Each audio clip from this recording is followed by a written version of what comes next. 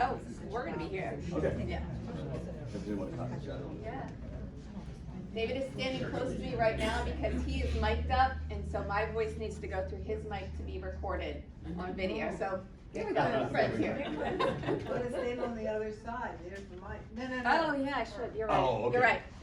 Thank you. Okay. She's on it. She's on it. Yankee engine. I'm Susan Mitchell-Tree here with Berman McAleer. Thank you so much for attending our presentation today, Keeping Your Marbles with Dr. David Ajibade. Couple of housekeeping things before we get started. I know I mentioned it already, but just in case you didn't hear me yet. Bathrooms are down the hall to the right by the elevators. There are codes to get in there. The women's code is 243 and the men's code is 135. If you need them, they're down that way. As you know, today's presentation is being recorded by Dave McIntosh back there. Hi, Dave. And did everyone sign a release form? I think Terry got everyone. But if you didn't, there will be some on the table out there. Just please do me a favor and sign those before you leave if you haven't done so already. And then also, in your name tags, we have little comment cards. So we like to put these presentations together for education for all of you on topics that come up in the course of our conversations in your review meetings and such. So please do me a favor after the presentation, let us know how we did. And also if there are other topics that you'd like to learn about, let us know that as well, and we're happy to bring those to you. So now, David has a very long resume here, bio. I'm going to read a little bit, forgive me, because you know I'm getting old, so I may have to like lift my glasses up here. Here we go. Okay. I told her she could cut a lot of it out, but I'm gonna read it. Dr. David Ajibade is a physician, researcher, educator, and founder of the Brain and Body Foundation and Brain and Body Solutions, with operations in both the US and Nigeria. His work focuses on the early identification, prevention, and reversal of cognitive decline, helping people protect what is arguably their most valuable asset, their brain. He is particularly known for his work on brain energy, synaptic function, and the underlying drivers of dementia. He has received numerous national and international awards and recognitions for his contributions to the community. In addition to his work in cognitive health, he is actively engaged in research and treatment initiatives aimed at addressing brain disorders in children and significantly reducing childhood mortality of sickle cell disease. Today, he works with professionals, executives, and communities to better understand how cognitive performance, decision-making, and long-term brain health directly impact quality of life, legacy, and financial stewardship. David, thank you for joining us today. thank you, Susan. I appreciate it.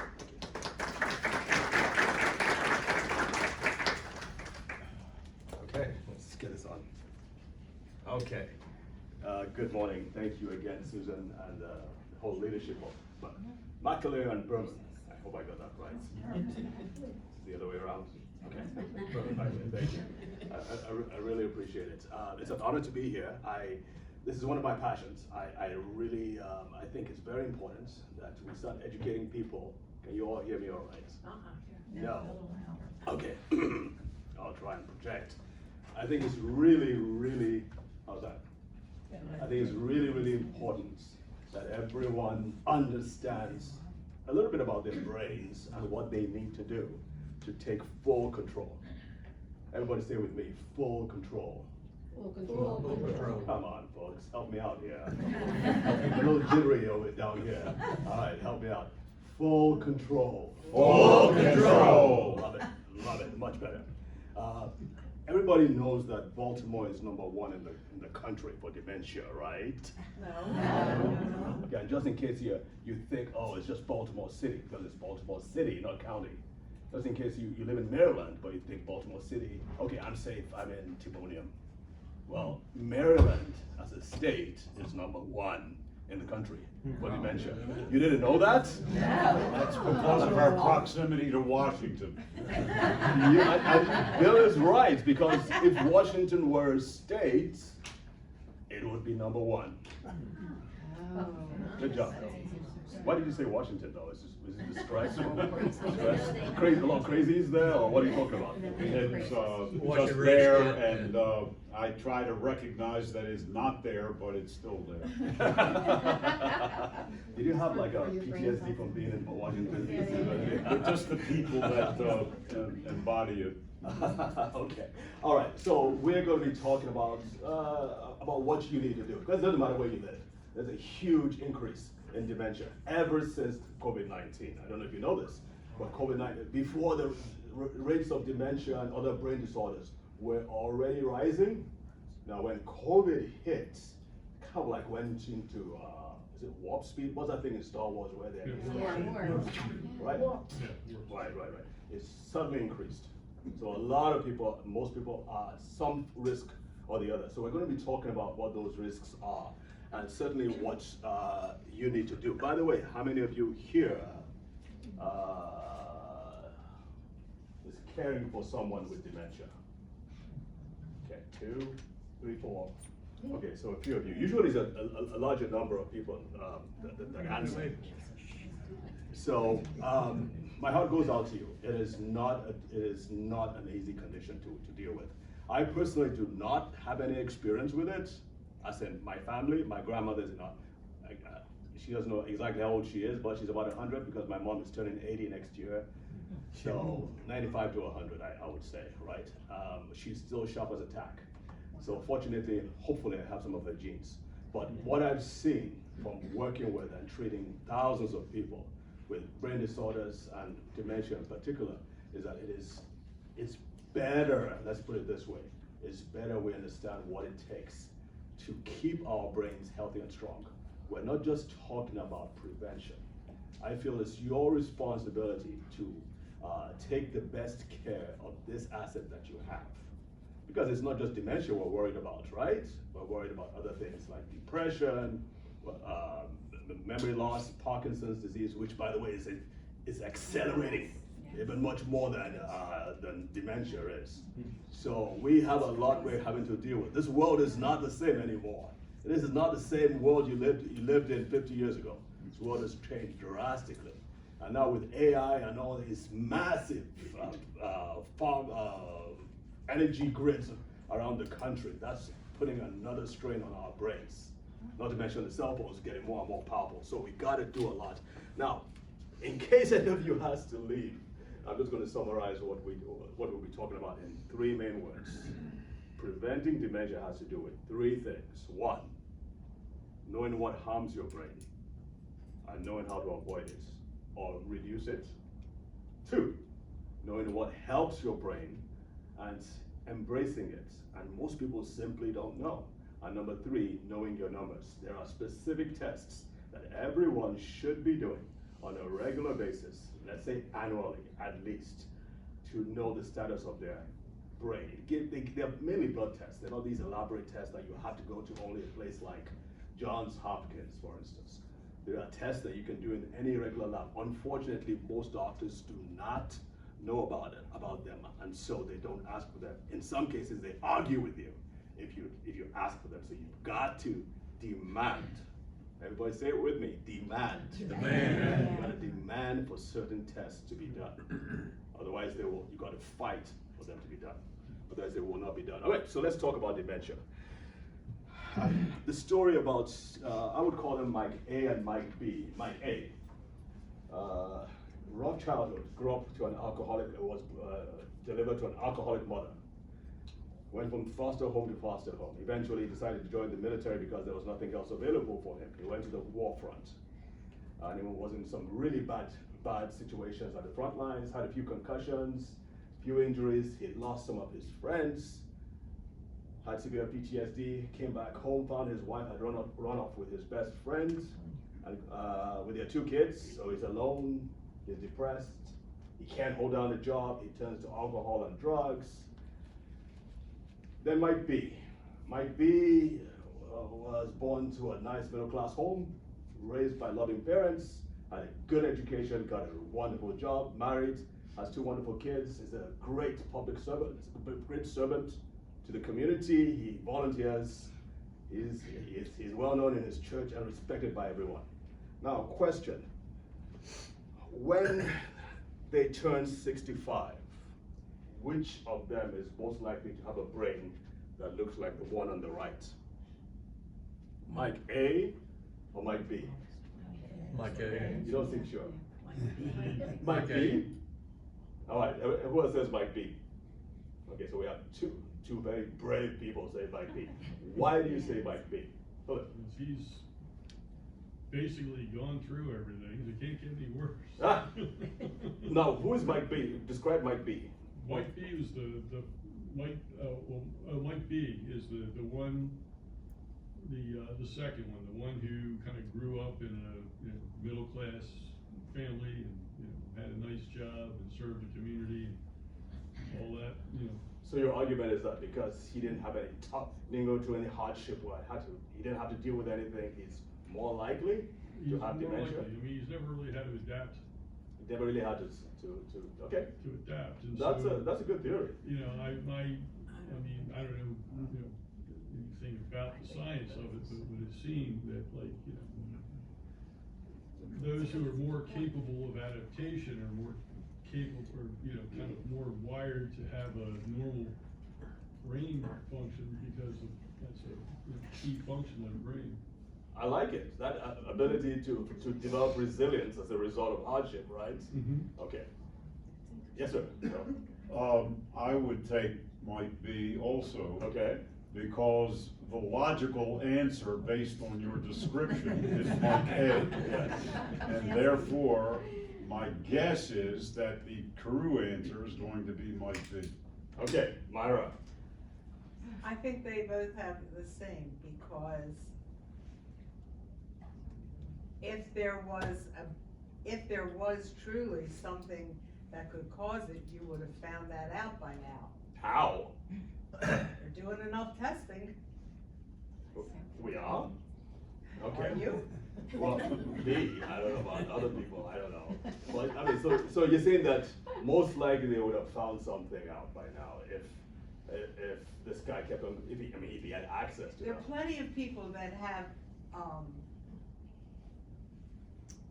bad experiences Yeah. through childhood or through adulthood or whatever, but are okay mentally, and there's some people that have it easy and whatever and are not okay. Yeah. So I don't think there's a difference in how you were raised or what you went through, unless you Okay. took drugs. Unless you took drugs. But did I mention that he took drugs Yes, as well? yeah. Yes, Plus he was fetal alcohol, you said.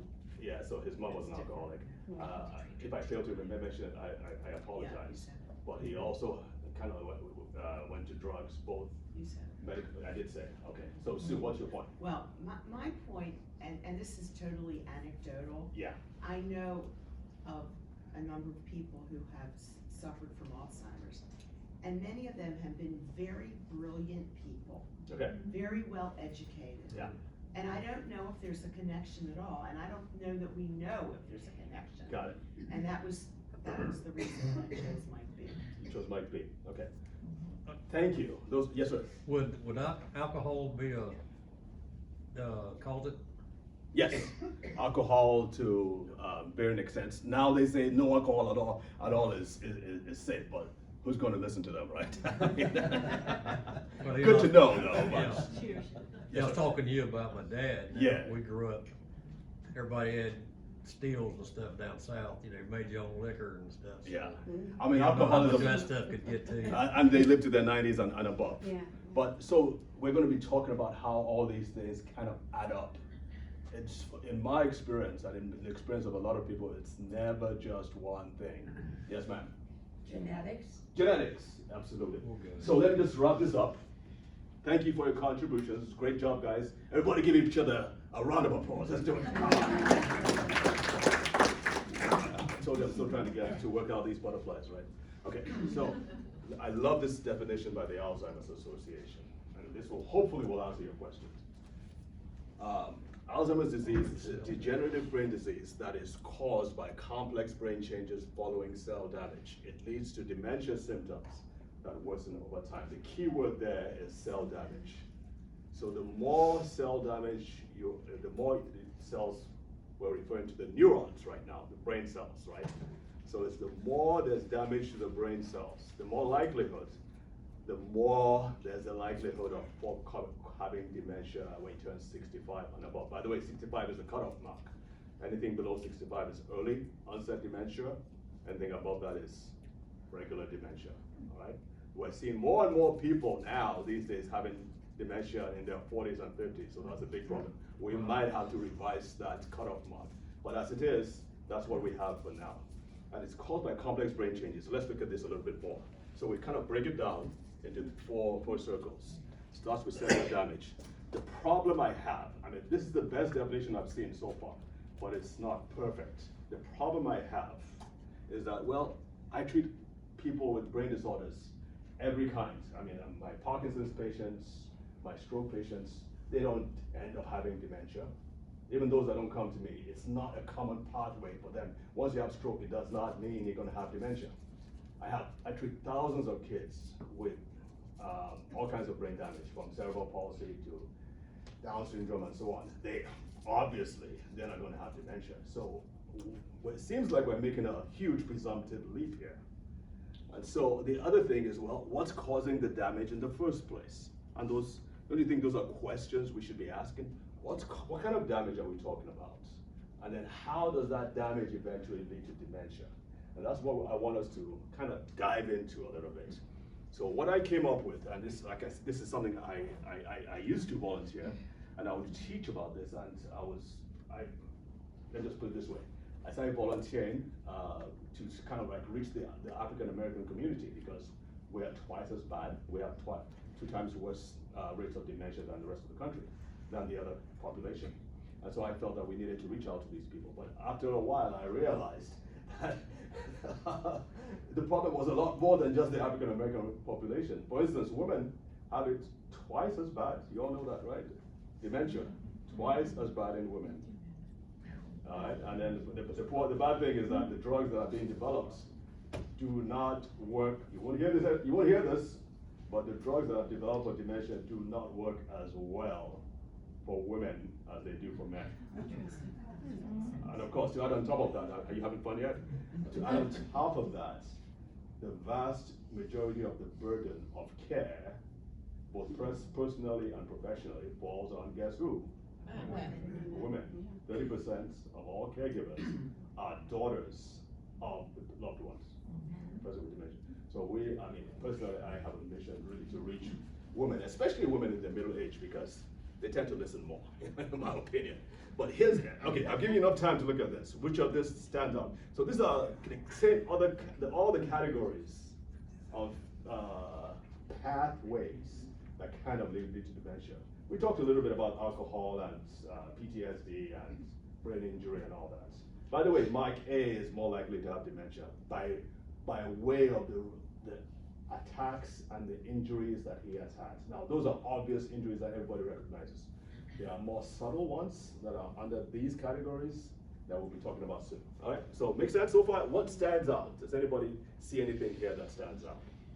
Can you not see it? I can't read them. These lights, the lights you got up here, if you cut those off, you think it'd see? All right, so let's try this. How about this one? Does this stand out more? Yeah. Okay, see this better? What stands out? Inactivity. Inactivity, yes sir. Both physical and mental. I know somebody said, well, we've got some brain surgeons and scientists who still have dementia. Again, it's never just one thing. All right, anything else? Insomnia. Insomnia, sleeplessness, big problem. Have it hardly. Most women I know have it, and they all think it's okay. I'm gonna live with it, I'm fine. I'm telling you, that's not fine. I was speaking to, I gave a strictly a women and dementia seminar. She said, one of them said, she doesn't sleep. I'm like, what do you mean you don't sleep? She's like, yeah, she doesn't sleep. I mean, I can't, mind blowing. Because what happens during sleep is so crucial to repair, to consolidation of memory and everything else. That if you're not sleeping, you are at a huge risk but we gotta do something about it. Pronto, sharp, sharp, okay? What else? Isolation. Isolation, big thing, we talked about it. Somebody said, what? Anybody else? I was gonna say isolation's kind of coupled with inactivity, really. True. Yes, ma'am. Better. Imbalance. Imbalances. Imbalances now. Okay, you know what that means? Well, if you keep, yeah, Oh, no, it's not physical imbalance, it's more like Oh, okay. chemical imbalances, hormonal imbalances, different things there. Alright, so great. Nobody asked about insults though. It's not saying your mama or mama jokes or anything like that. It's basically chemical insults like toxins. I couldn't find another I, as you can tell, they all start with another I, and if I use toxins, that would ruin it. It would no longer be dementia's dirty dozen, so I just use insults. Alright, so now we have an idea of what's causing the damage, the cellular damage. Let's talk a little bit more about your brain, because I feel it's very important that we understand this. So your brain does a lot of things. If it has the right tools, if it's healthy, your brain organizes everything, right? You're thinking, you're listening to me, you're converting my words into something you understand. You may be thinking about food or your coffee. You may be thinking about that phone call, that person who's trying to reach you. At the same time,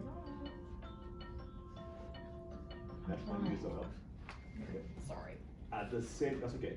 At the same time, your brain is controlling respiration, it's controlling digestion, it's controlling everything that's going on inside. Magnificent stuff. But if it doesn't have everything it needs, a lot of things begin to fail, including things like sleep, including things like, what do we have here? Memory, mood disorders. If the brain is not fully charged, that's why you have that charge button there. The other thing that happens is that we know that if the brain is lacking energy, plaques, amyloid plaques and tau tangles tend to build up. Who has heard about the amyloid plaques and tau tangles? Everybody should have heard, because those are the culprits that that the medical profession is pointing to as the cause of dementia. And so we're throwing everything at it. $30 to $100 billion so far. And the latest drug, the jury is still out, right? And so I take a slightly different view, and maybe, I don't know, if you live in Baltimore, you may have heard about me, that I'm almost, in some cases, I'm a pariah for saying what I'm going to say right now, but it's almost as if you are blaming the ambulance for the accident, when the cause of the accident was probably the drunk driver who ran off further upstream, okay? Your brain, yes ma'am, someone's saying something. I hear these words over and over again, plaque, and I can say them back to you, I know their causes, I don't understand what they are exactly. Okay, so plaques, thank you for that. Plaques are proteins that tend to, like this meshy proteins that tend to build up in the brain, and they tend to, and the theory is that they tend to block transmission between brain cells. And they multiply and multiply and multiply until they suffocate and kill the brain. So that is a theory right now, and that's a theory that the drug industry is based on, okay? But I'm from a country in Africa, a third world country, and so we have to look at things more basically. I mean, we don't have the access to all the tests and things that you all do over here, wonderful, which we did, but we don't. So we had to learn how the brain works from first principles, and then find out what to do to reverse things like dementia and Parkinson's disease and other things. And I can tell you, there are a lot of people who are walking this earth who have tons of plaques I just described, who have perfect cognition. You don't have anything wrong with your memory. And so the theory is questionable. And again, I hate to say something that is not widely accepted, and some of you will be upset with me for saying that, and I'm just going to apologize. And if you have to leave, and maybe we just assume you're going to the restroom, okay? But anyway, so I hope this makes sense, and I'm going to further clarify my points as well. This is kind of like an overview of all the things your brain needs. So everything from oxygen to nutrients to nice vacations, exposure to sunlight, and yada yada yada yada. And that's a technical term too. But so travel novelty, somebody pointed that out. Muscle exertion. We're beginning to find out a lot about how important muscle mass is. And again, this is where women fall short. We tend to have less muscle mass.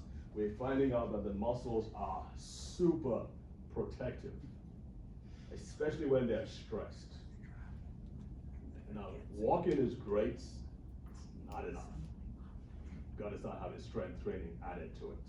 Obviously, you need a professional to teach you how to do it right, but you've got to, especially if you're over 50, and I'm looking around the room now and I see a few.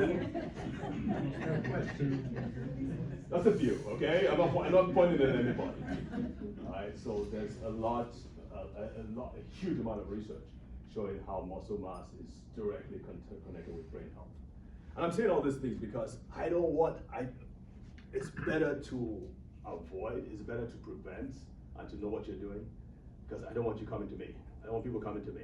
We want to be able to educate people so that they can have healthy brains into their 90s and beyond. Does that sound like a good plan? Yes, boss. I got a question. Yes. If you use your brain, like say if you read a lot, is that? That helps.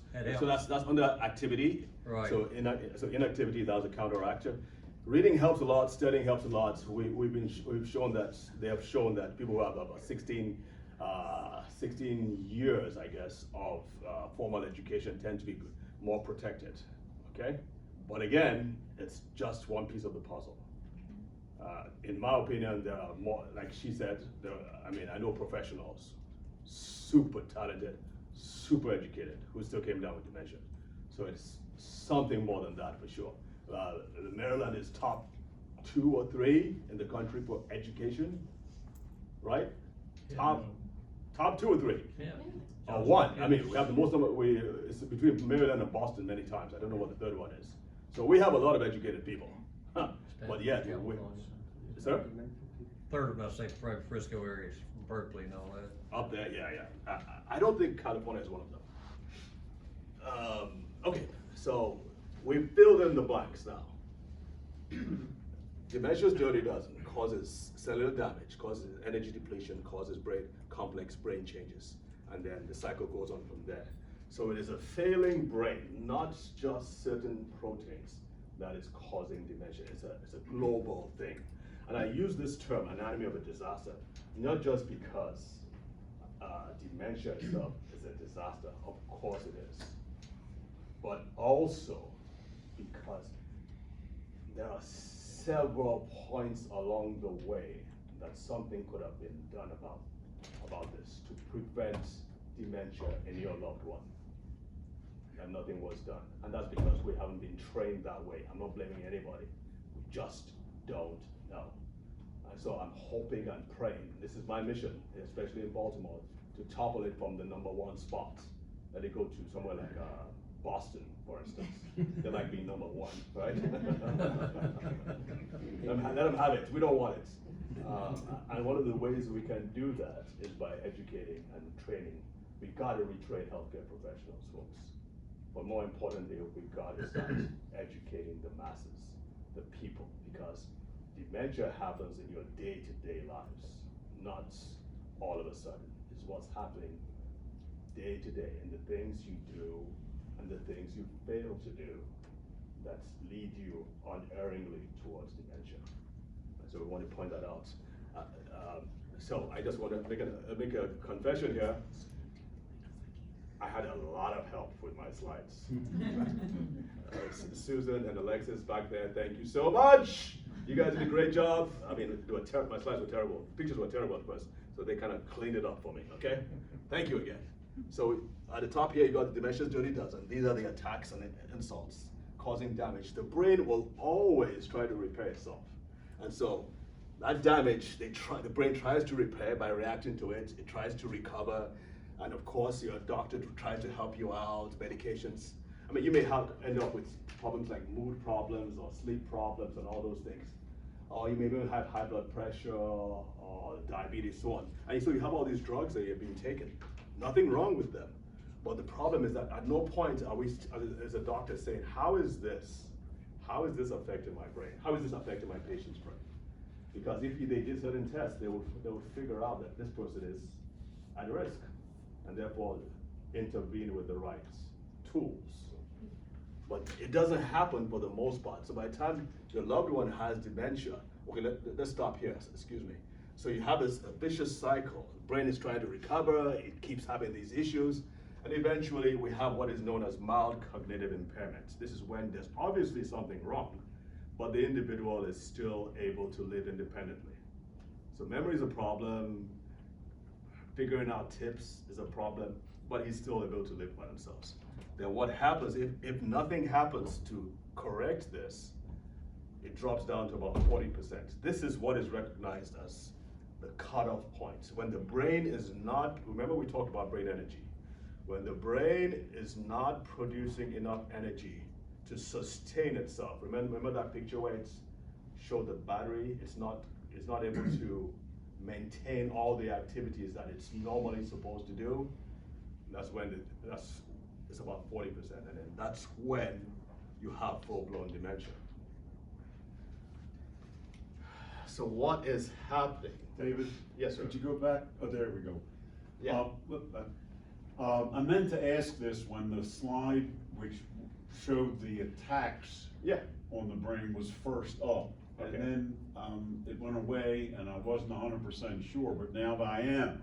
Is there anything meaningful to the fact that every one of those attacks begins with the letter I, or is it pure coincidence?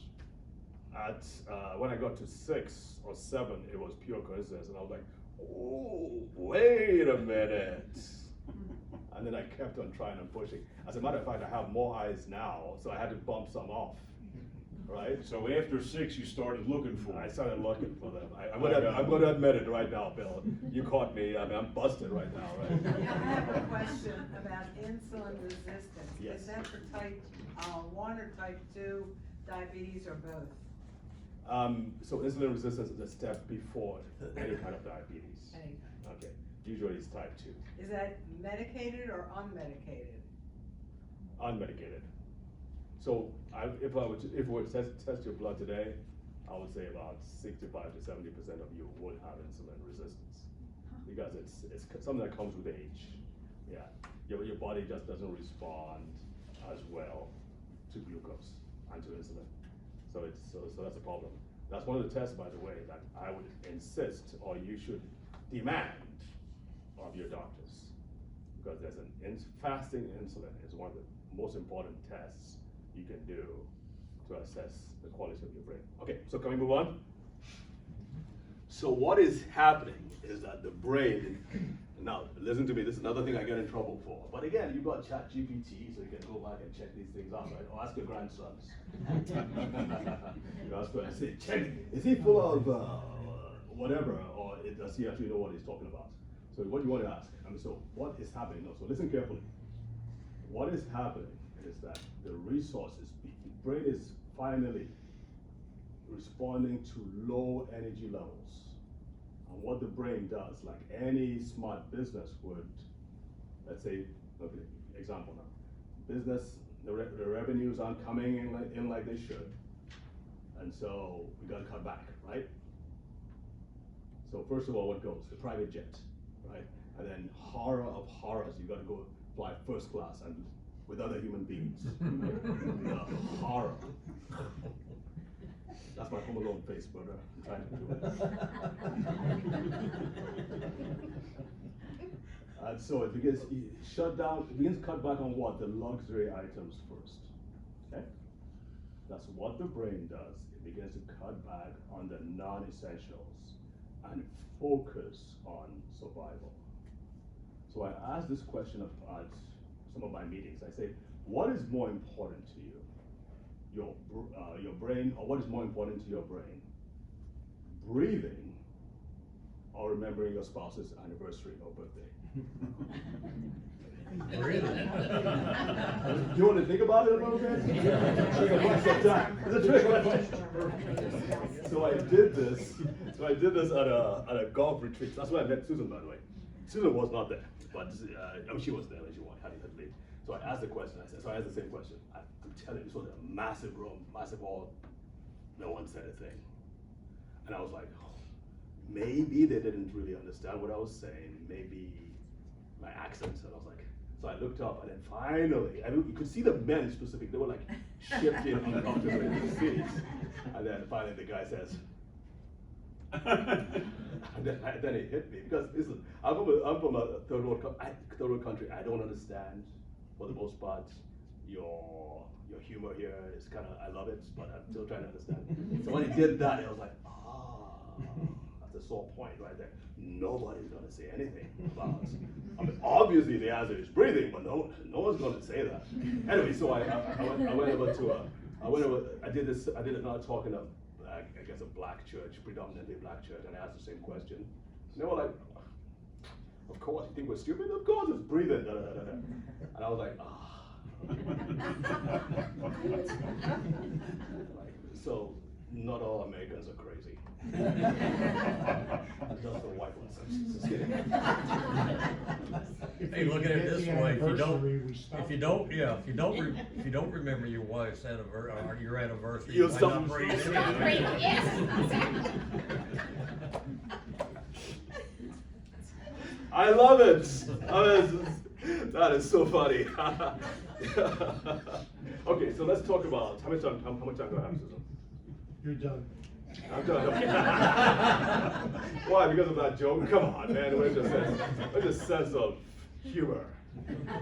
Just kidding. 35 I mean, you've got like 15, 20 minutes. Okay, that should be enough. Thank you. So if you think about, so in terms of, if you think about a fortress, right? You've got the moats, you've got the walls. You can't. It's not really apparent here, but you can see the soldiers will be on the wall trying to defend against attacks. Your brain is the citizenry, the people within. They're reproducing, they're trading, they're generating revenue for taxes to the king, but basically the community, it's a thriving community within the walls. That is your brain. It's amazing how much structure and how much resources is put into protecting and defending your brain. Amazing, totally amazing. By the way, all these things that we're touching on, I talk about them in detail on videos. So what we're doing is we're creating an online course. People can just watch the videos again, the ebooks, their diagrams, and so on and so forth. I'll get with Susan. We're in the beta testing right now, so we just want to get a lot of response from that. If you guys wouldn't mind giving us, doing a favor, just watching through. There are many things I talk about here that I go in detail. I will send it to Susan, and then if you want it, you can get it from her. She can send it to you as well. So, like I said, there's just only so much I can do in 45 minutes. Okay, it's free of charge. We eventually will probably make a subscription to it, a subscription payment to it. But for now, would love to get your feedback on that. Question, is there anything between losing memory, not dementia, just losing memory and your balance? Is there anything between that? Anything that connects them? Well, the brain connects them, for sure. So balance is more a problem at the back of the cerebellum, some damage. I mean, they all start with damage to some degree. The part of the brain that controls balance and movement and memory. But there are some kinds of dementia that have both some Parkinson's symptoms and memory loss. So there's that connection there. So Parkinson's also has something to do with balance as well. Okay, yes sir. The difference between dementia, I guess, and Alzheimer's? Yeah. Dementia is an umbrella term. Alzheimer's is just one kind of dementia. Yes ma'am. 2 questions. Do you have it broken down by ethnicity? Like what role does that play in the number of people getting dementia? Yes. And then also, my second question is, you said there was an increase after COVID or during COVID. Yes. Is that because we shifted towards an online world? Like how much did the technology impact? Isolation, part of it, yes, that's a great question. But the virus itself caused a lot of damage, or triggered a lot of damage in the brain. So, for instance, people who had COVID and loss of smell, huge uptick in dementia. Right. So yeah, and then to the first question, yes, were you asking about the cause I talked about? Or am I? Well, I guess with COVID is the primary trigger for the increase, right? Yeah. But then the secondary trigger is up.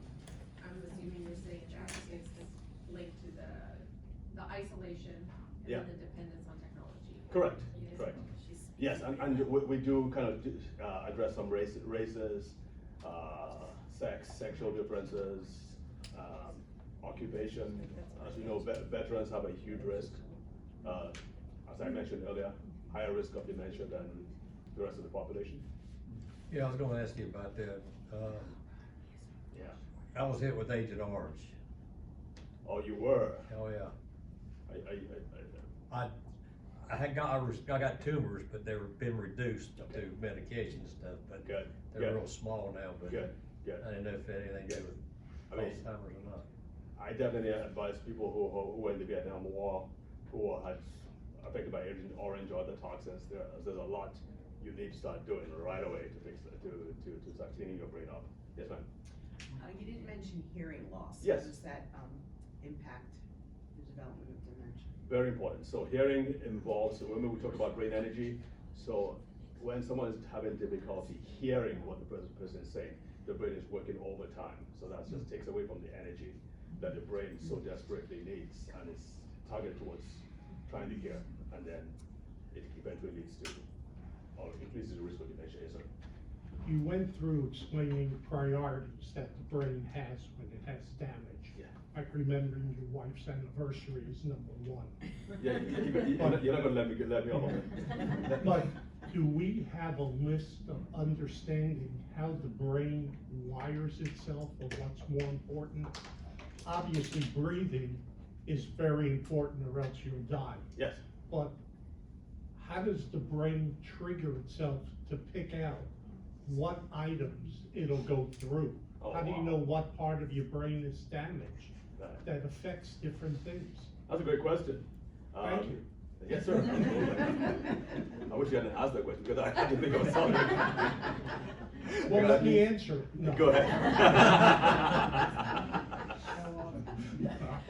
Susan, this always happens. There's always one person in the class.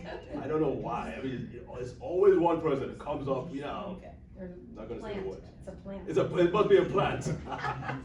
So there is no answer? There is an answer, but the brain is organized and regulated by super intelligence, but it requires so much feedback from several different centers to decide what to do.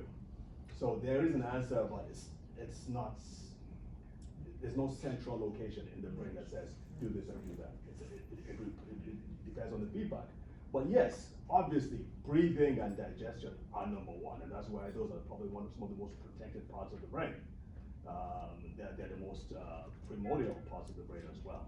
But those, no matter what, would continue.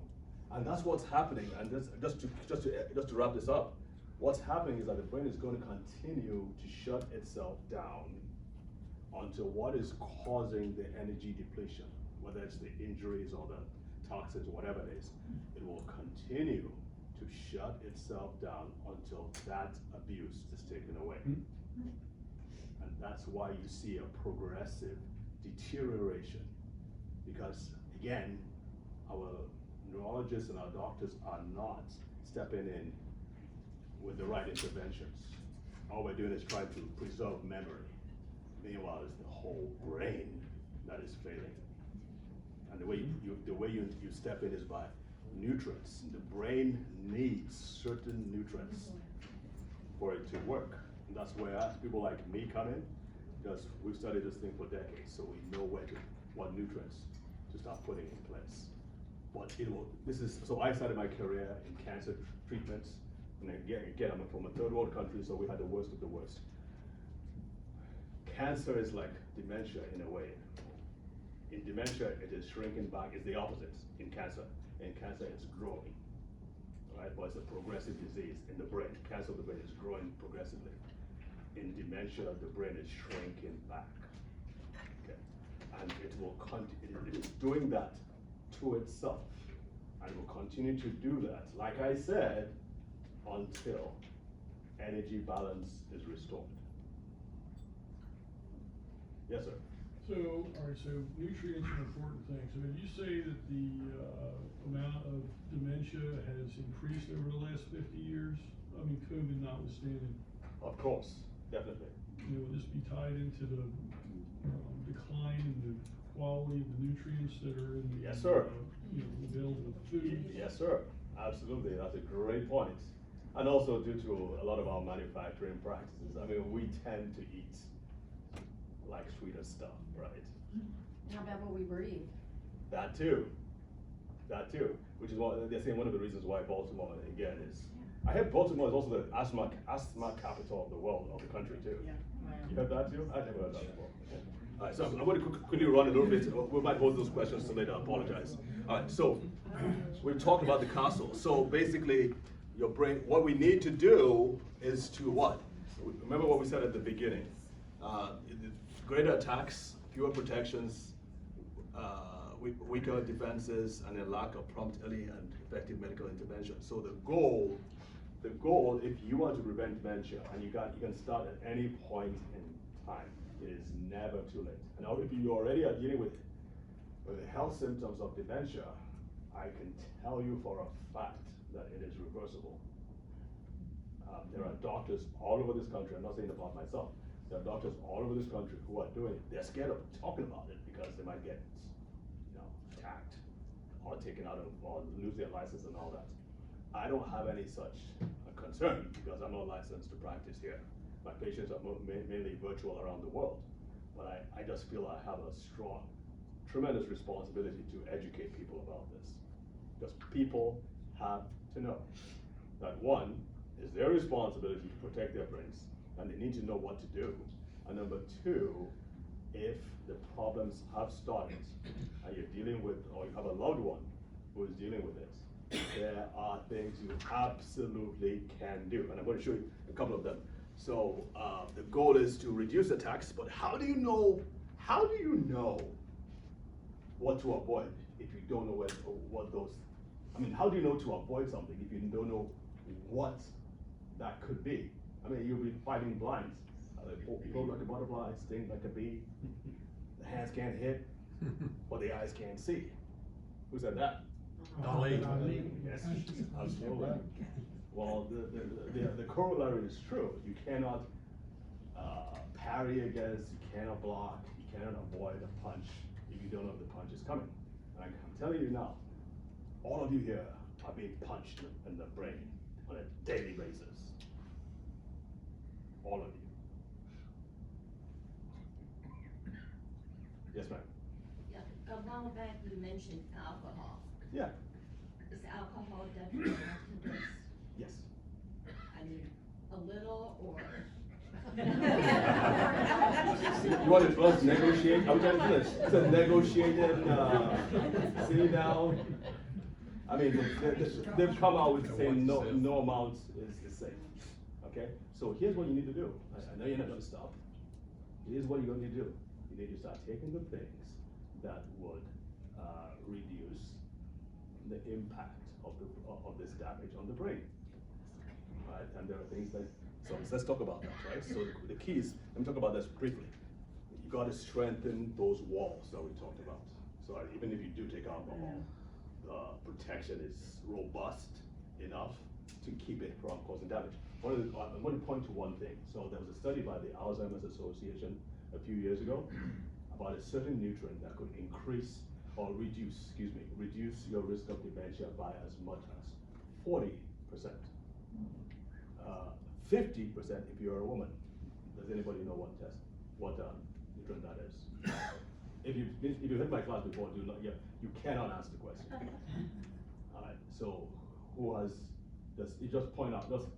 Let's raise your hand. Does anybody know which nutrient reduces your risk? It's a singular nutrient. Reduces your risk of dementia by as much as 40%. Protein? Is it a vitamin? It is a vitamin. Is it D? Boom, Donna, great job. What? Vitamin D3. Oh. Vitamin D3. Okay, I cannot tell you how much it takes us time because you're not my patient. I only tell my, you have this cycle.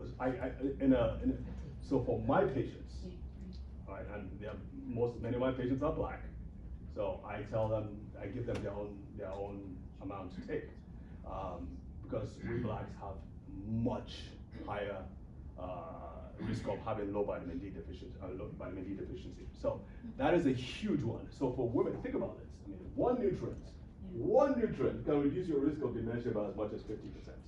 Shouldn't you know about this? Yeah. And a big thank you to the Alzheimer's Association, because they did this study. So if any of you are affiliated or you know anybody there, I would suggest that you go back to the Alzheimer's Association and ask them for where that data is. And I tell this to, when I speak at senior networking societies where people take care in the home caregiving industry, you gotta get that data and that study, and it is your moral responsibility to share with everybody you know. 50%, there is no other single intervention that comes close to that kind of protection. Yes, sir. Yeah, my last physical I had, everything was great except I had a load of deficiency on vitamin D. So the doctor said, you know, to go to the Weiss's or whatever grocery store, you got it. Vitamin D is one of the cheapest things you can get. Got an actual prescription. Okay, Yeah. you do not need a prescription. Quite frankly, you can get it much cheaper on Amazon. Yes, ma'am. I have a question. When do you start wondering if maybe you're having dementia? Is it when you don't know where you put your keys, or you can't remember somebody's name? If we had that, we'd all be in trouble. We would all be in serious trouble. It's when it's obvious, especially when your loved one is pointing these things out to you. Maybe you had a discussion a few minutes ago. Like my mother used to have it too. I mean, so I know I said initially that nobody has dementia, but my dad used to complain bitterly about my mom because, I mean, my dad is a complainer. I mean, he will let you know, right? And they would have a discussion earlier in the day and she couldn't remember it. Or they would go out to her sister's house and they would have a discussion or they would do something and she couldn't remember that. And so when I heard about it, I obviously did what any son would do, which means I called her and I shouted at her, "Come on, what's wrong with you? You need to remember what," I'm just kidding. So I basically, because I've been treating her for other conditions before, so I just sent her a whole bunch of stuff. Well, not too much. And it kind of helped. And the next thing I was talking with her and I was like, how about that memory issue? And she's like, oh, she thought about it for a while. And she's like, you know what? My daddy doesn't complain about it anymore. As far as she was concerned, she was fine. But my dad was the one who was complaining about it. So I called my dad and I asked him and he's like, and he took things for a while. He's like, in a whole year, he hasn't complained about it. And so she was not having dementia, like I said, but she was on the way to it. But we slapped that sucker back in place, okay? It is possible to fix those problems. Yes, ma'am. So in the beginning, you were talking about know your numbers and get tests and Yeah. tell your doctor, would vitamin D also be a test that you would want? That is one of the 7 or 8 tests I recommend, yes. Yes. I'm gonna run off with this. So vitamin D, please, very important, ask your doctors about that. I'm just gonna go through a few more things. We gotta help those people who are taking care of. You need to remember, if you're caring for a loved one with dementia, there's a risk of some numbers say as much as 42%.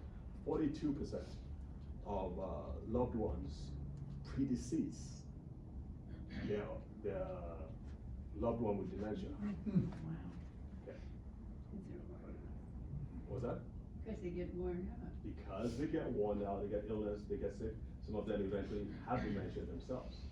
You were going to tell us more things like the vitamin that we could do to prevent.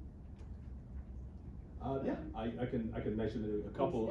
Instead of one vitamin, you said there were several things that we could do preventively. Yes. Or before we all. Yes. So I do have quite a few. I can only tell you what is direct in this platform here. I can only say what has very strong medical research studies. Okay? Now, we do a lot more, obviously, but I can't say that here. I can say vitamin D3. Okay, because that is extensively studied. If you get that one right, you've got a long way. Okay, David, now can I there are ask one others point? for sure. Yes, ma'am. Can I ask a quick question on this point? If you're dealing with somebody with dementia, not severe dementia, but starting, they're starting to get into that. Yeah. And you have a conversation with them and they start answering your question, but not answering your question.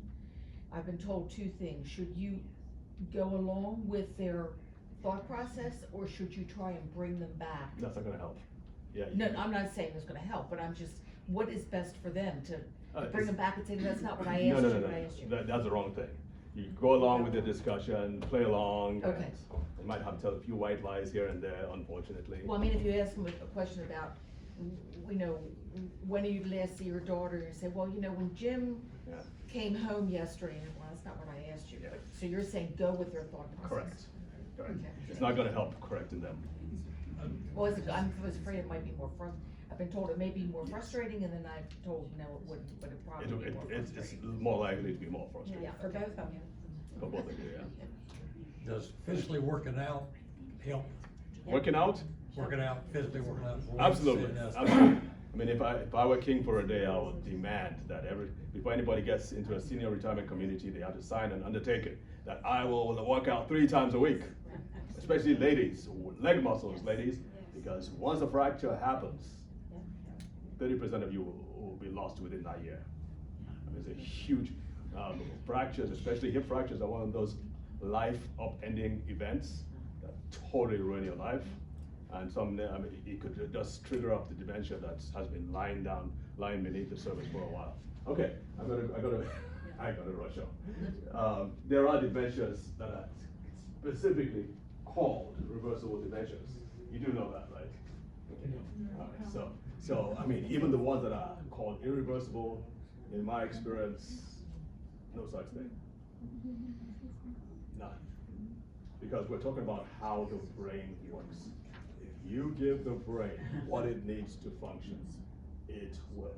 And I'm not saying we're perfect at it, but your brain is such a magnificent organ that if it is given the tools. So what are the tools? What are the 4 things you need for recovery? I use this example. If you break a wall, any wall, in a building, what are the things you need? You need the raw materials, right, to repair that damage in the wall. Number 2, what do you need? You need the expertise, someone who knows what to do. And depending on where that damage happens, so if it's in where the circuitry or the smarts, whatever it is, it's in the walls, you probably need a more experienced, a better expert to fix it, right? So if it's just a part of the wall that doesn't have any wires running through, that's not a big problem. But you still need someone who knows what they're doing to put the blocks back in place, yes? Right. So you need the building blocks, you need the expertise, you need the tools, and you need what? Energy, right? A power source to run the tools and whatever it is. So those 4 things. Those are the 4 things we also try to do if you break it down. Again, I'm from a 3rd world country, so we didn't grow up with all this fancy Nancy equipment. So again, we had to think from first principles. We had to think from basics. And so this is what we found out that we must do. So number 1, and I had to learn this the hard way, because initially I was treating kids with all these brain disorders. And what is the one thing? I mean, kids lack a lot of things. They lack judgment, they lack foresight, they lack discipline. But what is the one thing they do not lack? Energy. So I didn't have to worry about that. So I just thought when we started having people with strokes and dementia and other things coming to us, I just thought we'd just increase the dose and we just add it and just treat them that way. Well, we failed over and over and over again until I learned this. And then once we learned that, and it's still not easy. There's a lot of work that needs to be done to boost that energy. We also understood too that the brain is not an isolated organ. It depends on systems in the body. It depends on the digestive system, the respiratory system. It depends on good blood flow for obvious reasons. How is it going to get the nutrients and the oxygen it needs if the blood flow, the arteries are defective? So we had to learn to address this whole thing rather than just focus on the brain. Again, that's a defect I'm seeing in the whole approach to neurology, because we're so hyper, specialized, right? On the brain, that we just focus on that alone, and we don't think about the other systems. But that needs to be done too. Okay, so let's talk about action steps. You might want to take a picture of that. I would say one of the biggest problems is insulin resistance, and that's as a result of we're taking a lot more sugar. I know this is a little melodramatic when I say all-out war, but we've got to begin to be more aware of the sugar that we're putting in our bodies. Increase protein, primarily because we want to build your muscle. The muscles are like the reservoir for all the amino acids and the things you need to run your immune system, to run your heart. It's like every structure in your body is made of protein. There's the bones, the muscles, and all those things. So the more muscle, or the stronger your muscles are, the better your reservoir and your resilience to illness, to injury, the better you are able to bounce back. Sometimes it's not a problem of too much fat, it's more a problem of too little muscle. Okay? Ladies, listen to me real hard. I know I'm picking on you, but this is one of the problems. Another problem is sleep too. All right, so blood tests, supplementation. I recommend taking vitamin K2 along with vitamin D3 because D3 raises calcium levels. K2 would also take those calcium, take it out of the blood and put it in the bones and the teeth. Has anybody heard that before? I take K2. Right. K2 itself is also good for the brain. Okay. Doctor, Yes. Are those 7 things prioritized? No. No, they're just random. All right, so folks, you need a plan. I believe everybody should have you know how we have a witness protection program? Everybody should have. What is more important than your brain? I don't think there is. Your heart would be pretty close. The what? Heart? The heart would be very close. Yeah, so we have all these heart days, we have the breast cancer days and all those things to prevent these things. But I just can't understand, I just can't see anything being more important. And guess what? If you focus on protecting and strengthening your brain, you inadvertently also end up protecting your heart, your immune system against cancer and so on. So focusing on the big dog, so to speak, is in my opinion the best thing you can do. So and so our work, I've already talked about it. So we do a lot with regards to. I would rather people don't come as patients because it's more important that you do the work you need to do to strengthen your brain. But if you do, well, we're here for you as well. So you have any questions? Yes, ma'am. Will you put that screen back once more, the list of 7 things? Yes. I can't memorize it. Yes, ma'am. Sleep is the big thing for me. Why? I would imagine a lot. 2-3 hours a night, not sleep. Wow. So where do you go? I don't wanna take a pill every night to go to sleep, because that to me just causes more problems. So who do you go to for something like that? Have you tried a sleep doctor? No, are there, I mean, I just never considered it before. All right, so quick tip, along with the lines of vitamin D, your vitamin D levels. D and K2 every day. Have you tested your vitamin D levels? Actually, my doctor does do that test for me when he does blood tests. You had mentioned there's another one that you should insist on when you, maybe, besides that? Insulin. Okay, he does that one too, perfect, okay. Okay. But it's the sleep thing. You need to know your number. Don't let your doctor get away with saying you're fine. So the range is 30 to 100 for vitamin D levels. Okay, The doctors who know what they're doing are saying it's better you go above 60. In my opinion, I would say closer to the upper limit. The K2, vitamin K is for clotting. That doesn't have anything to do with clotting, does it? That's K1. Sorry? That's K1. K1 later. There's some kind of overlap in some cases, so they say you got if you're on some kind of blood clotting medication, you want you want to check with your doctor first, but K2 is not K1. Yes, ma'am? Yes, you see ads on television for brain health. It says you take care of this, you take care of, what about your brain health? I mean, is that worth taking, or is it just a bunch of stuff? I can tell you for sure that there are certain things that can significantly help with your memory and brain health. The challenge I see is many of them that are advertised on TV, and I've experimented with some. I do tested some of my parents. Don't tell them, but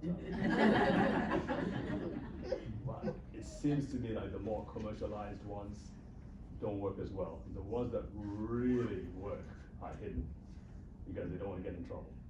They don't want to be tied with claims that they did, because some people have gotten some supplement companies have gotten in a lot of trouble.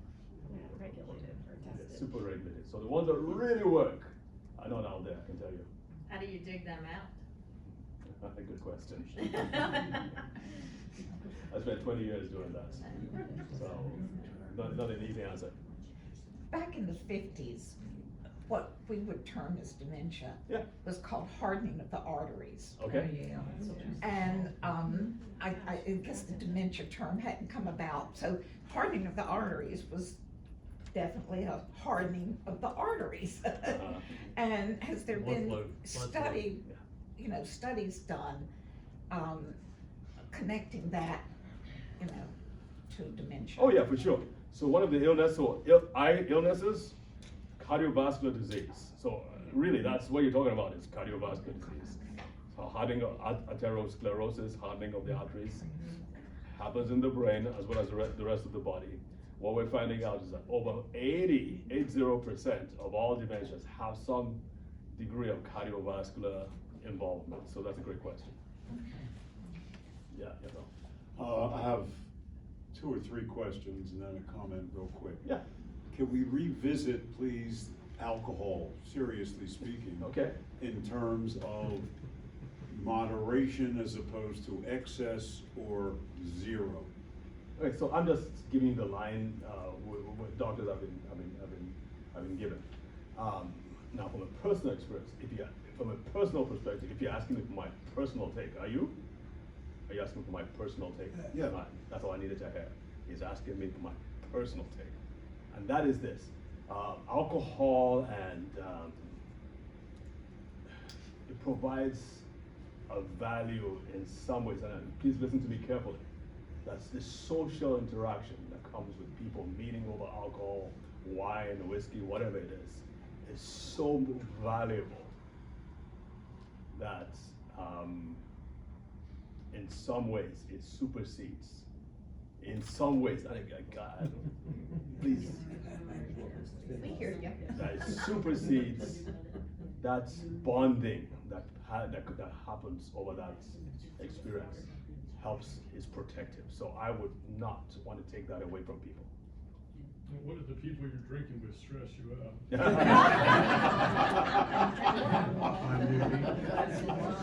And drink with somebody else. I mean, come on. Well, you just drink alone. Oh, drink alone. There you go. 3 or 4 drinks, not too much, is it? Depends on what we're talking about. My second question. He's trying to catch me. He's trying to catch me. You alluded to something that I've been noticing for a long time, as many of us have, and that is the increase in Parkinson's disease. Have there been studies on the why of that? Yes. And anything you can share? Part of it has a lot to do with the increase in toxicity in the environment. We're breathing a lot more, and a lot worse toxins than we were 50 years, 20, 70 years ago. No, that's just the truth. Everybody knows that if you live on or close to a golf course, you have a significantly higher risk of Parkinson's. There's a lot of stress on the golf course. I thought it was the opposite.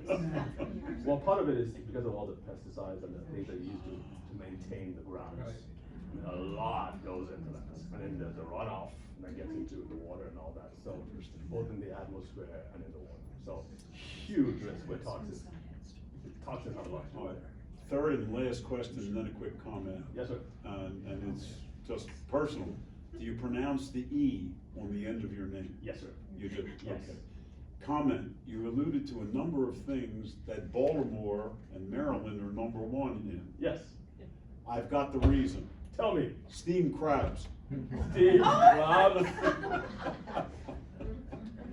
I have not heard that before. That's what we're known for here. Where are you based, your company, and you physically? Mount Vernon, Baltimore City. Mount Vernon downtown. Yeah. You've had crab cakes here, Andy. You know, I've had crab cakes, but I have not gone to a crab restaurant yet. Go to Faley's downtown. Faley's, F-A-L-E-Y or? F-A-I-D-L-E-Y, I think it's in Lexington Market. Lexington Market, oh, inside Lexington Market. Yeah. Okay, thank you for letting me know that. All right, got it. Looks like Atlas out here the is good. police are coming. We've got 2 more questions. Is there, Yes, sir. Go ahead. is there any correlation between the legalization of recreational drugs, marijuana, and dementia? It does, marijuana does slow things down. Way to go. What was that? That's a good answer. Yeah. Slows things down. It affects your memory too. Yeah. But then again, the other side, of course, is it helps with pain, it helps with depression, and a few other things. So. How about that and Parkinson's? I think I've heard it also helps to reduce some of the symptoms of Parkinson's as well. I'm not sure. Don't quote me on that. But again, it's a give and take. So yeah, marijuana, especially I believe the THC, it really helps with all kinds of brain problems. Yes, sir. You had 2 things up there. One was increased protein, and the other you had something about the gut. I read something recently where if you take a protein supplement, the enzymes in your gut don't break down the protein the way they're supposed to, so there's specific kinds of protein you should be taking to alleviate or to help the stomach, gut, break down the protein so it gets to your muscles better. Is that true, false? Are you talking about with certain disease conditions, or does it? No, just generally speaking. Yeah, absolutely. There's some proteins that are, some foods that have high levels of proteins, but they're not easily bioavailable. They're not broken down well by the enzymes, and they don't get into the muscles like they should. You know what the most bioavailable kinds of foods are? Yes. They tend not to be plant foods. Is what? They tend nothing against vegetarianism, but they tend not to be plant foods. So beef, Seafood. huge. Eggs have a very high protein availability index compared to the other ones. But then, I mean, if we're talking about trying to rebuild muscle, I would say there are other supplements and nutrients that can help with that process. What about dairy? Not much. I'm going to jump in. Thank you all for your questions. If you have additional questions, David, will you be available for a couple of minutes after? Yes. Yeah, and let's just give them a round of applause.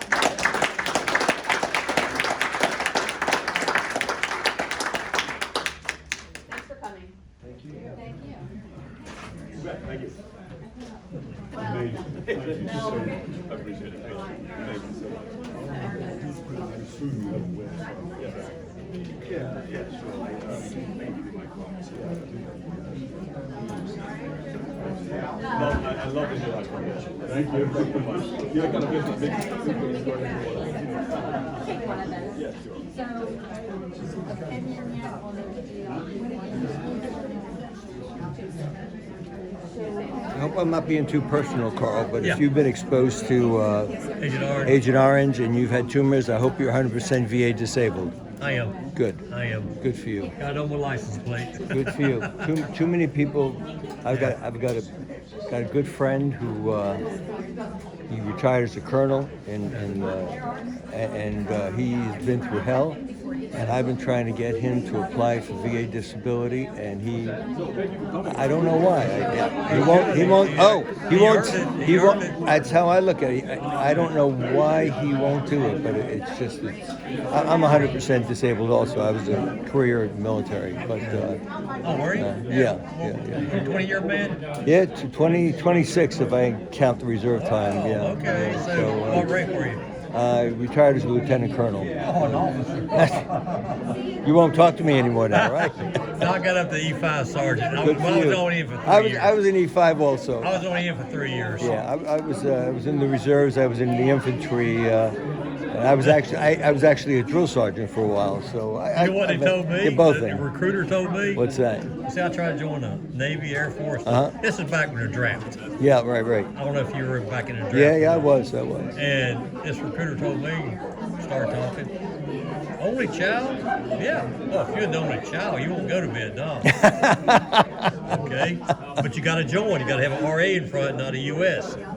So I joined. I got Vietnam. Then after Vietnam, you got your little cheat sheet where you want to go, because I was in 3 years. Right. So I put Fort Bragg, Biffle, North Carolina. Right.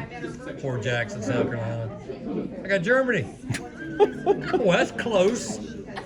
What happened, so many people went over, and I went over in March 67. And when March 68 came around, they couldn't get enough guys. So they were sending guys from Vietnam to Germany, and Germany to Vietnam. That's what the service needs, right? I'm David. It's nice meeting you, Carl. Yeah, I'm Carl. Good luck. That's everything I send you, yeah. I'll see you around. Hi, Norm. I never wanted to take medication.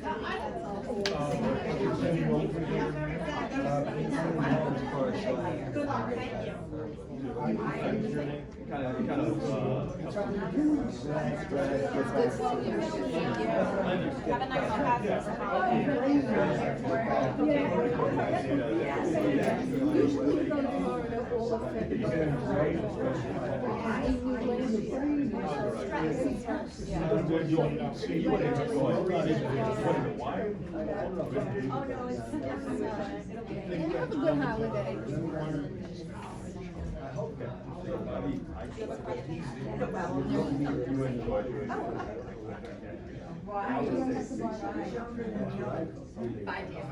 Have a wonderful time. Have a wonderful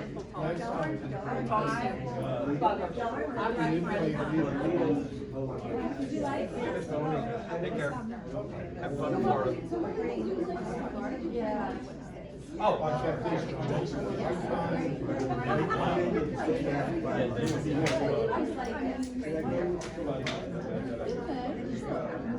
know. My first friend was female. I learned a lot too. I was like, that. Oh, sorry. She's over there. Oh, she's over there. Yeah. You want to give a little? Okay, sure. You want to? Doesn't matter. Okay.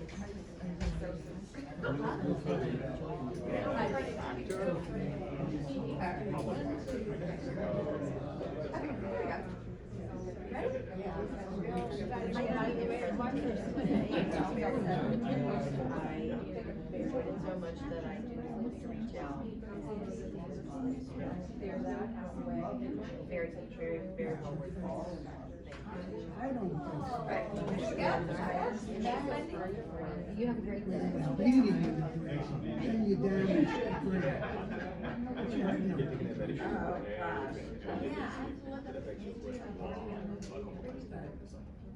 I don't know.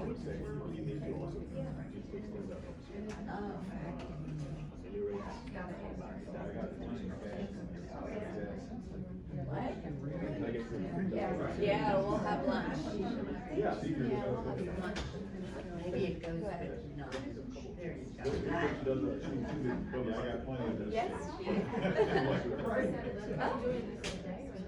Yes. Doesn't matter. You want to do it right here?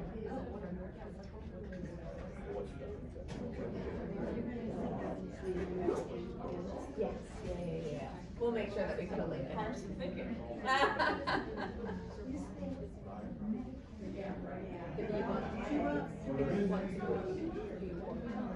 I'm video recording.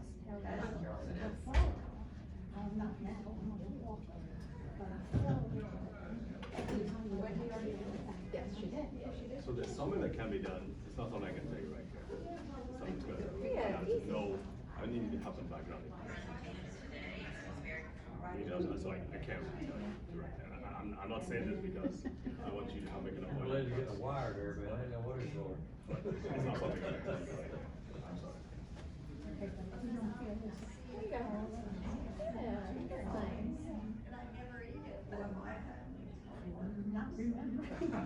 There is. There definitely is. So much. Yes. And if you want to do a testimonial? Yeah, do a testimonial? sure. No. Yeah. Okay. Yeah, no, that's good. There's a lot of good information on there. Oh, thank you. You guys are a great crowd. I know, I'm love, sorry. I love the interaction. I love the back and forth. Right. You guys are fantastic. And right. But there's a I love this. Put it right in there, and if you have comments about other things you'd like to hear, I got the 80s, so I'm all right. What happened back No, okay. No, thank you so much for coming. Oh, Appreciate it. thank you for having me. Thank you. We enjoyed it. Thank you. Haven't seen him for a while. I'll tell him. I'll tell him. Yes. And then, your videos Love are. it. Yeah. Yes. Okay. Just get the stuff. Are you looking for like volunteers and stuff for? Where are you? You said you were David Berman and Joe McAleer. Oh. Yep. Well, I think one just do this testimonial right now. Maybe that. Yeah, they One did. video of about 30 seconds. Yeah. They really built a wonderful company. They did. Yep. Nice. Oh, thanks for coming, all of you. Appreciate it. Oh, come on. Oh, come on. Cause I. Oh, yeah, I'll take it. What's your name? Ravinder something. Do you want me to get it? What's it? Ravinder. Is that okay. Cause I feel that. Got it? We used to have dinners and they would Does dementia always exist or do you? Oh, yeah, it's always. Nobody wants to Always do around. these things, and we'll reuse them, so God fix it. Yeah, it does Did you, right, I know, you have it on and you forget about it, that's true. Yeah. I'll take it, thanks, sir. remember my name. There it is, right. They think they're eating. Of beginning about So what is K2 So K2 is not, I mean, are you asking where I get it from, or it's a vitamin? What is it? I know what K1 does, it controls my INR, okay, so it creates, it thickens the Yeah, blood sure to can. counteract the thinning. Thanks for Right. coming. Thank you very much, one of my few Right, right. So Well, I take appreciate the those fact that you're here, vegetables Linda. every single Yeah, I day. mean, Oh, I'm fantastic. trying hard, but Yes, some of the so places K2 just is a less studied kind of dangerous to go by vitamin K, myself. but what it Yeah. does Well, we're not primarily dangerous here. between is that curbs and potholes and pushes calcium into sidewalks the and bones steps and the and- teeth. So it You takes, said you were out and it about takes already excess for an calcium in appointment the for your blood. hearing Yeah, aids, so this worked out well. So I it's got, kind of had like, got new hearing aids, and within a treatment, month, one of and them some wasn't hospitals working like right, they Japan had to send it all the way back to osteoporosis, Denmark and. believe it or not. So they I use high had to doses of rebuild it, K2 or just put it on. Yeah. rebuild the Yeah. bones. But They they use called me medication last the way night, we said do it come here. get it this So they use morning. K2 to Yeah. rebuild the So bones. not over. Also, they It's found right out over on your road. Uh-huh. Use of it, and it Nice helps and close with then. Yeah. That's memory perfect. in the brain as well, so it helps. I'm gonna go with talk to things. Dave real quick. But Thank the you only so reason why I much for mention it, coming. There's a like I pen said, on is the floor. that it Yeah, we'll counters get them all Somebody cleaned might up. slip on the it. side effects, quote unquote, of vitamin D. Okay, so you're saying. Thank you, take the- David. Oh, you're welcome. So I Maybe will something like put that. this on my YouTube, send you a link, What and I'll dosage send you a you file. Okay. Those Okay. are my looking. And then that way, I can take, and then that way, you know, I can take. whenever you get your 1,000 units, YouTube. I can- Yeah, and Bree will be able to When like Barbara Bree can accumulate get that, all then that. she can. I mean, so I personally don't take less Thank than you. 10,000. You're welcome. And, some patients I think can take up to 20,000, maybe even more. And then I'll send you the, I'll send you a link You go out to to the the, side, especially if you have. invoice as well, or should I send it to somebody else? No, you send it to me. Okay. Oh, speaking of invoice, I gotta take that. Yeah. 15,000 within a month's time. So the recommendation is 800. So you see a problem with that? No, do I see a problem? It's less than, we need 10,000. Yeah. 800 is a lot less. David, I'll be right back. Okay, so, I would Yeah, recommend yes, so much less. No, when I bought it. I can't do that, I was afraid it's gonna go That's one of the problems with our. Yeah. Or else I just give up and dictate, and then I have to read what it says. We're being told to take less off. And then we're just coming out of the winter. Most people are going to be deficient in vitamin D. Oh, yeah. Because we haven't been honest and stuff. Because I do test vitamin D. Oh, what is it? I don't remember the number. I forgot, I have so many, I have to go into my system and look at all the different charts. Yeah, you need to test your vitamin. You need to know what your vitamin D levels every year. If there's nothing else you know, you need to know your vitamin D levels. It's so crucial. Other seats were taken. Yeah, right. What's your name, sir? Frank. Frank, thank you so much for coming in. Yes, sir, absolutely. Now, Frank, I do ask for the video testimonial. If you're not comfortable with it, it's fine, but I do Not ask. today, I have to go to a meeting. Got it. Okay, thank you. Can I Thank you. email you a video testimony? Yes. I'll write it. I wrote my thoughts down and I had ChatGPT clean it up. Are you like a college professor or something? No, I'm in IT, but I got laid off at 24, and I am caring for a mom. She lives in Canada. She's 88. So I was going back and forth, but she has her marbles, right? And so does her 89-year-old brother. And I always think about, she lives on her own. I always think about how she got there, right? Work. She does a lot of reading. She watches all the news. She can tell you anything that's happening anywhere in the world. But she does watch her trashy Indian shows, you know. But that's her. Yeah. So it's very balanced. She likes cooking and keeping out and walking until she broke both her legs because she's moving her furniture, her femur and her left hip. And but then I also like her mind is sharp, and I think it's because of the lifestyle, right? Which is what you're alluding to. And I'm trying to cut down on my phone, right? So Don't sleep with your leg pillow. I do because I have her on speed dial. Well, don't sleep with your phone though. Put it somewhere out and then have it not under your pillow. Well, on my end table, I guess. Yeah. It should be farther. Yeah, because she doesn't use the phone. She doesn't. My uncle does, but to live that long, it's very. Well, how old are your parents? 82 and 79. Okay, and they're here or in Nigeria? Do they want to come here? No, nobody wants to come here.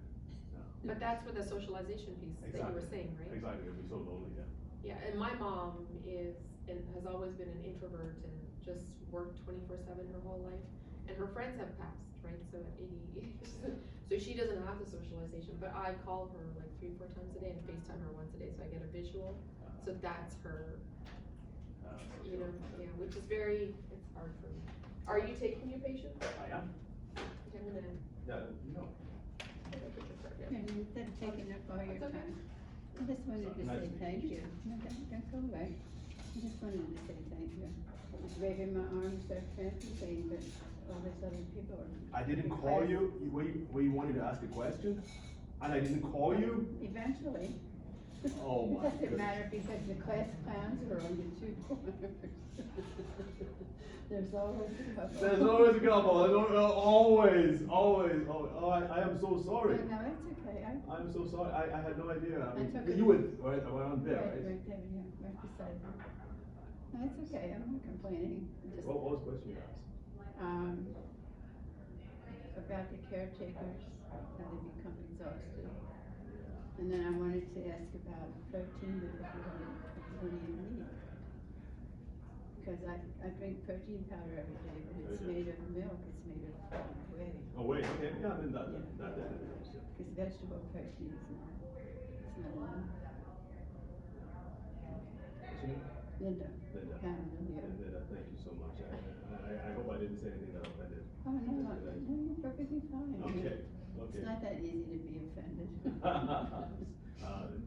Some people would beg to differ, some Well, outside ladies. some people just have to grow up. Take it out and grow up. Well, thank you so much for coming. I had a broken leg for the past several years now. I think maybe 2 years, something like that. halfway between the knee and the ankle, the nerves just snapped. So I was lying on the ground and my foot was sticking inside. So the rehab was really long. No pain, no pain, I hope. This is one of my few outings so far. I had surgery of a metal plate and 14 screws in my tibia. And then I had to stay in rehab for about 3 months, which was nice. I was getting fed, wheeled around. But I couldn't let my foot even just rest on the floor because the bones had, I'm 84, it took a long time to grow a little bit of calcium in there. But I'm grateful, I'm always grateful. And thank you, I'm gonna take up all your time. No problem, no problem. Nice to meet you. Hey, watch it. Yeah, you know what this is good for though? If you wanna use 2 hands. Ah, I like it. Like to get coffee or something. I like it, that's cool. And it's a much better balance than the one with, even, the one with 3. Yeah. Well, thank you so much. You bet, It's Linda. very informative. Absolutely, thank you. I just remembered that I had been recording all this time.